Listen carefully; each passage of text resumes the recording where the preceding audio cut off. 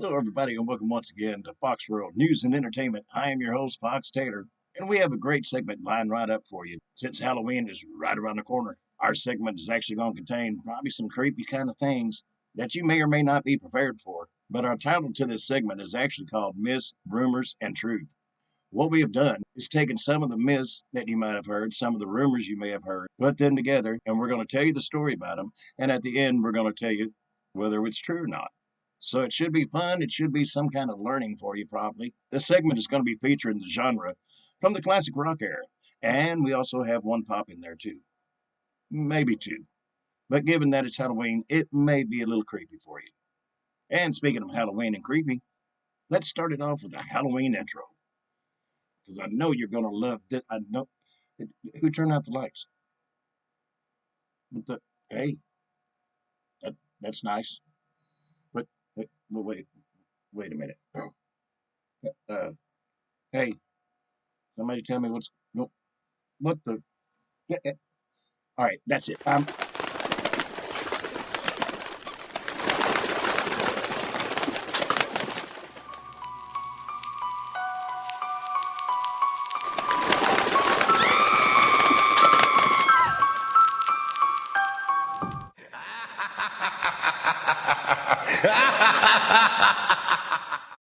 Okay, now let's get on to the show.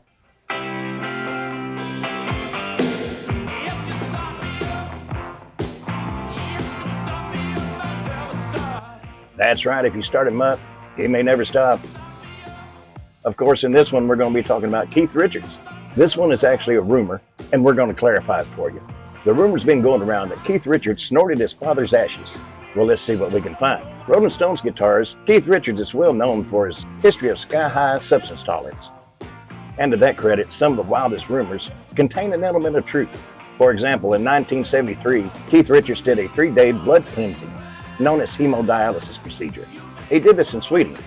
So the idea of Keith Richards snorting his late father's ashes, it's not so far-fetched. After his dad's passing in 2002, Richards admits that he mixed a little bit of ash with some harder stuff and then snorted the concoction. Richards later clarified what happened. I opened my dad's ashes and some of it blew out over the table. What am I going to do? Do I desecrate them with a dustbin and a broom? So I wet my finger and shoved a little bit of my dad up my hooter. And that's coming straight from the horse's mouth, so with Keith Richards, you know that's got to be true.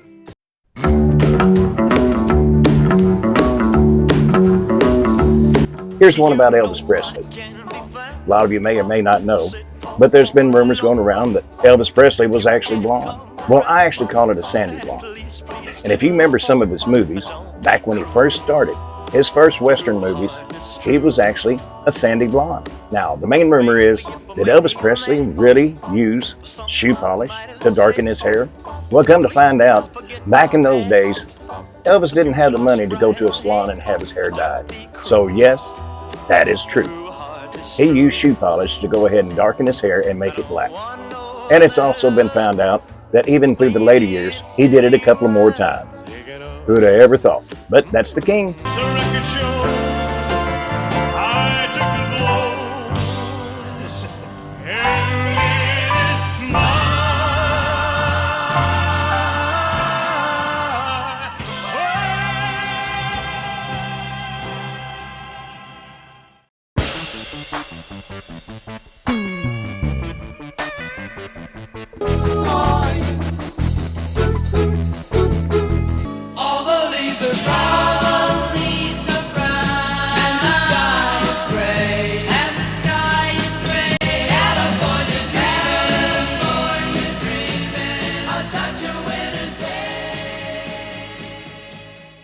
Yes, we played those two songs because this rumor/myth is about Keith Moon and Mama Cass Elliot. The myth/rumor is that Keith Moon and Mama Cass died in the same house at the same age. Well, let's get started and find out. Keith Moon was the eccentric, drug-fueled drummer for The Who during the 1960s and 70s. Mama Cass Elliot was a singer with the Mamas and Papas from 1965 to 1971. But the two shared more in common than music, as both died tragically only at the age of 32 years old. Mama Cass Elliot suffered a heart attack in 1974. Moon, meanwhile, overdosed on epinephrine, a sedative meant to curb his alcoholism, in 1978. Earlier still, the two died while staying in a flat owned by Harriet Nilsson. Harriet Nilsson made his home available to friends that needed it while in Mayfair, London. So Mama Cass Elliot took the advantage of the offer while performing there, and then 4 years later, Moon died in the same apartment where Cass took her last breath. Little eerie, but it is Halloween. But that one is the truth.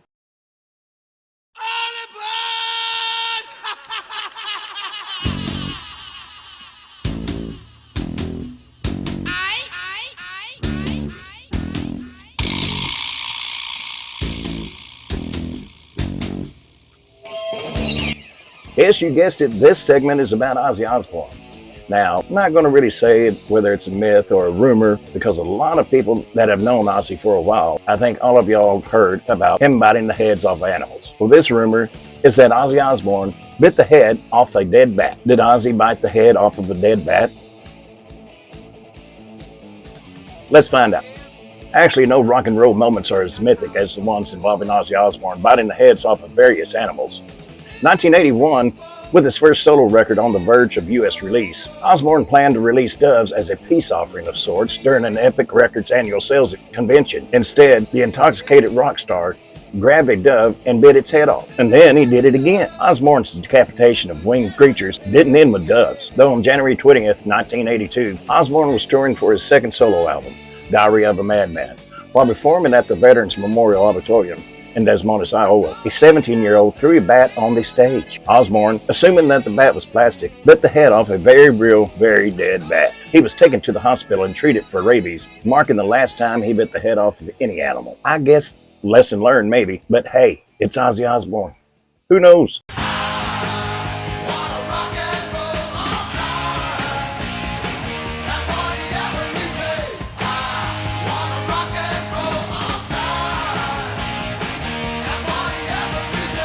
Yes, and this next one is about Kiss. So let's get right to it. Kiss licensed their likeness for use in a ton of commercial products and media during the 1970s heyday. Along with caskets, condoms, and Scooby-Doo appearances, the band agreed to appear in a Marvel comic book. Now, the rumor is that somehow their blood was involved in this comic book. Well, that is actually true. The group donated blood to add into the red ink used to print the Marvel Comics Super Special #1. Publicity photos even show the band mixing blood into the ink, and a notary public certified its authenticity. Can you believe it? I certainly can.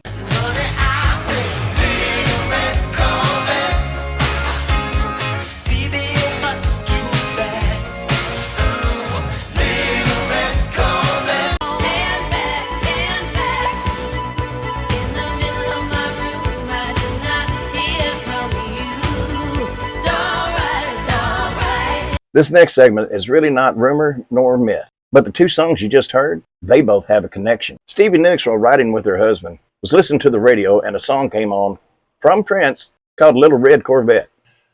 While she was driving, she actually had a recorder with her. She grabbed the recorder and started singing. And what she was singing into the recorder while hearing Little Red Corvette was Stand Back, Stand Back. On a phone call, Nicks told Prince that Little Red Corvette inspired her to write Stand Back. 20 minutes afterwards, Prince arrived at her studio, walked over to the synthesizers that were set up in the studio. She said he was absolutely brilliant for 25 minutes and then left. He spoiled me for every band I've ever had because nobody can exactly recreate, not even with two piano players, what Prince did all by his little self. Although Nicks wrote the song, she'd later say it belonged to Prince because of his contributions to its instrumentation. So the next time you listen to Stand Back, just remember, everything you hear in the background is all Prince. After that experience, Nicks said she would like to go ahead and co-write a song with Prince. Well, her wish came true. Later, Prince sent a tape of an acoustic version of a song that he wanted her to write the lyrics to. According to the Daily Express, Lisa Coleman, one of the members of the Revolution, said the version of the track Prince sent to Nicks was influenced by country music. Coleman said Prince wasn't really sure that version of the song was a Prince song. Nicks turned down the offer to write the lyrics and had no regrets about her decision. She says, and I quote, "It was so overwhelming. That 10-minute track, I listened to it and I just got scared. I called him back and said, I can't do it. It's too much for me. I'm so glad I didn't, because he wrote it and it became Purple Rain." Purple rain, purple rain.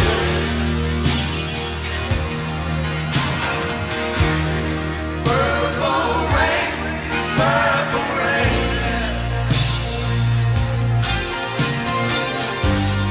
Purple rain, Well, that's going to wrap up this podcast for Halloween night. Hope y'all enjoyed it. Hope you might have learned something as well, because I know I sure did.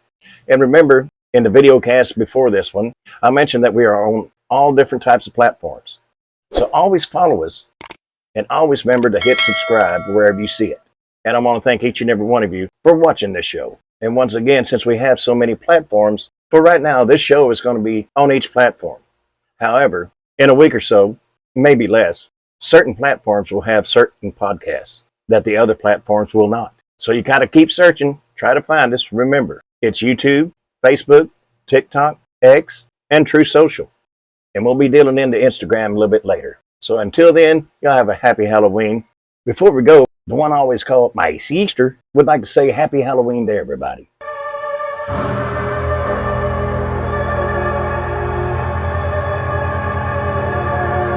And that's about as much as she can get out, especially after all the coffee she drinks in the morning.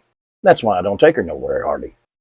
Love you, sis. From Fox World News and Entertainment, I'm your host, Fox Taylor, and we'll see you next time.